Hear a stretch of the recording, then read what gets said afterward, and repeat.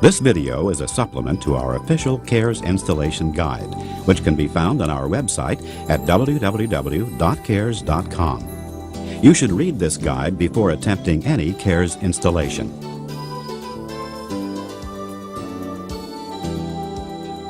These are the tools you'll need for a successful installation: Kährs hand block, the Kährs wedge, a moisture test for either wood or concrete subfloors, a hygrometer for measuring relative humidity and temperature, utility knife, saw, expansion shims, tape measure, a pencil, a square and a calculator.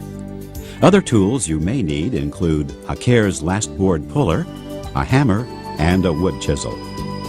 In addition to the tools and the flooring, the following installation materials are also required: Kährs combo system underlayment, Kährs 3M Super Bond seam tape, Kährs Lanabond adhesive, and Kährs pre-finished moldings. Besides concrete and wood substrates, a Kährs floating floor can be installed right over existing vinyl or ceramic tile floors. Kährs is also approved for use over radiant heat systems. You'll find a complete guide to subfloor preparation in our installation guide at our website. Simply put, the subfloor must be firm, dry, and flat. Firm means that the subfloor doesn't move up and down. Usually, small amounts of movement can be removed by securing the subfloor with screws. Dry means that the measured moisture content in the subfloor does not exceed our requirements. Wood subfloors can be measured with a moisture meter like this Wagner L609. For a concrete subfloor, a calcium chloride test provides the most accurate results.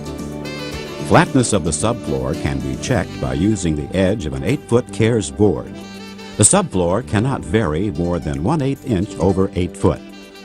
Low spots will need to be filled in with a non-compressible material, such as roofing felt or uncushioned sheet vinyl, and high spots will need to be ground down.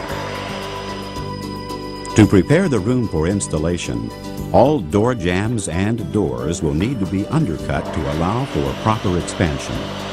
All base and/or quarter round should also be removed and then replaced over the expansion space when the floor is finished.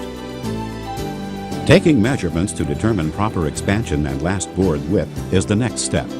Handy worksheets to help with these equations are available on our website. There must be 1/16 inch of expansion on all sides for every 3 feet of floor width. Remember, proper expansion must be left around everything, including door jambs and other obstructions.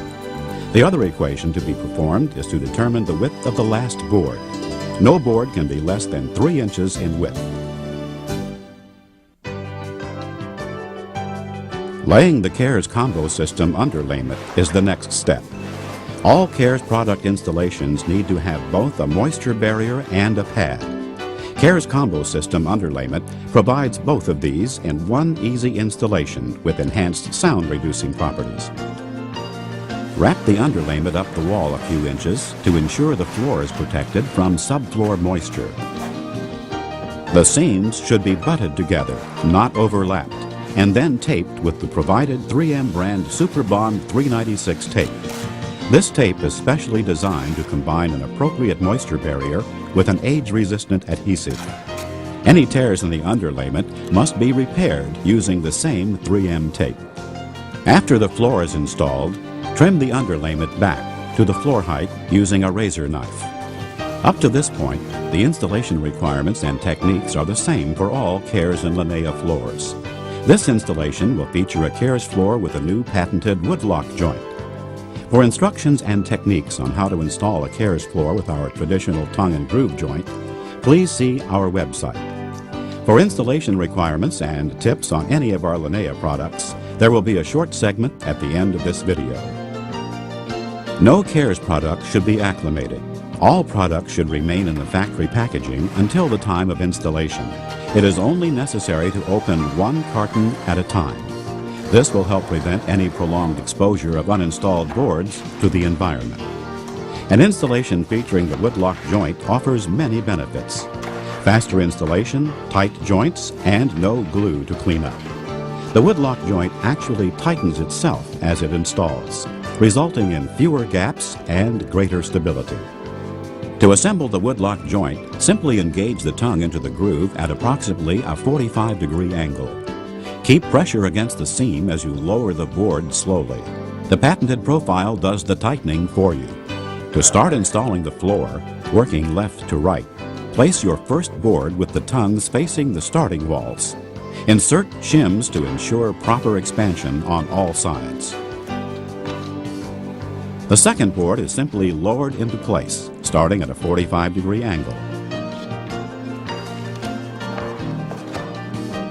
Finish the first row by cutting the last board to length, making sure to leave the proper expansion space. Use the cutoff piece from the first row to start the second row. Kährs requires that there be a minimum 20-inch spacing between butt seams of adjacent rows. If the cutoff piece does not allow this, cut a new piece to start the second row.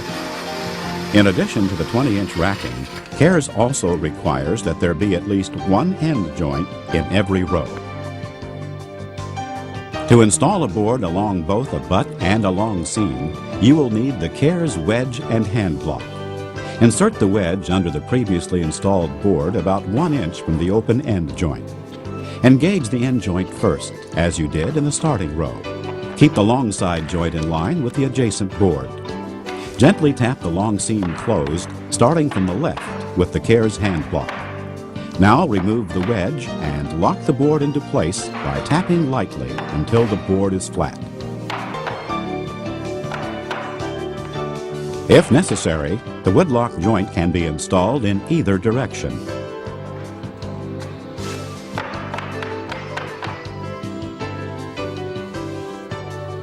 Continue to install the woodlock floor using the wedge and hand block method.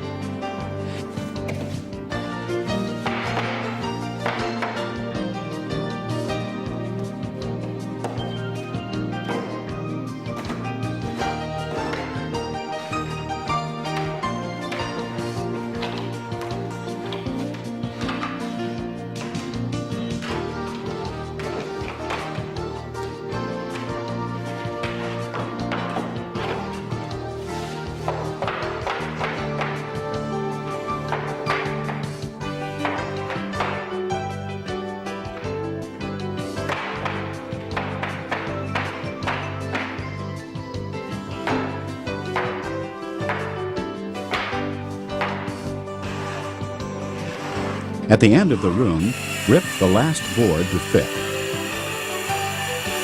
Remember, no board can be less than 3 inches in width. Use a scrap of flooring and a hammer to gently lower the last board into place.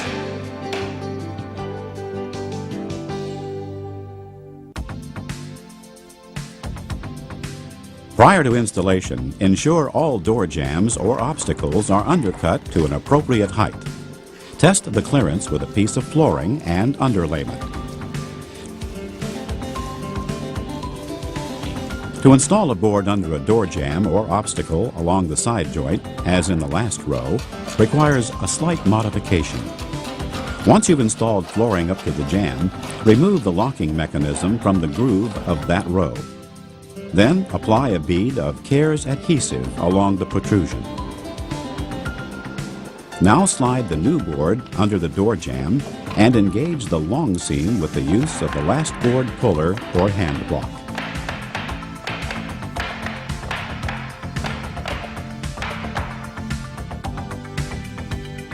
When installing linea, keep in mind that the minimum mandatory spacing of the butt seams is only 12 inches rather than 20 inches. As with Kährs, there must be an end joint in every row. Installing linea uses a slightly different method to engage a board along both the end and side joints. First, engage the side joint, leaving a small gap at the end joint. Then span this gap with a small piece of linea. Place the specially designed linea knocking block underneath the end of the board and gently tap it until the end joint is closed. Remove the scrap and continue.